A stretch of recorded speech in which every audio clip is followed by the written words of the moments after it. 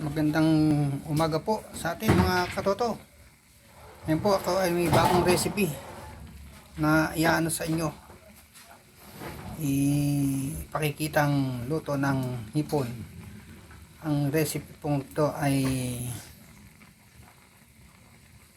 delubyo with garlic. Yan po ang aking recipe. Bagong recipe po yan ng luto ng hipon. Homemade delubyo with garlic. Masarap po yan mga katoto.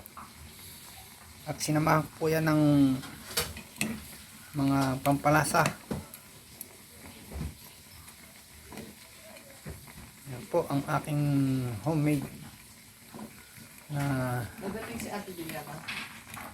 ang pangalan ng aking recipe ay delubyo with garlic.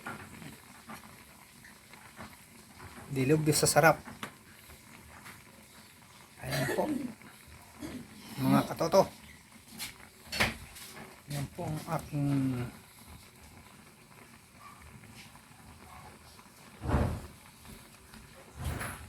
niluluto na po. Hindi po natin lulutuin ng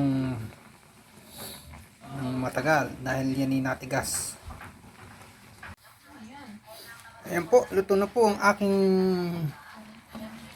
recipe delubyo with garlic. Luto na po. Masarap na recipe. Ayan. Thank you po sa ating mga katoto. Ito na po ang ating delubyo with garlic. Yan.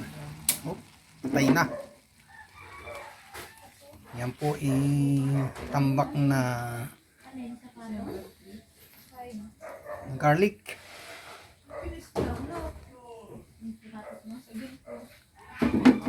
Susunod po nating iluluto ay yung ginataang demon.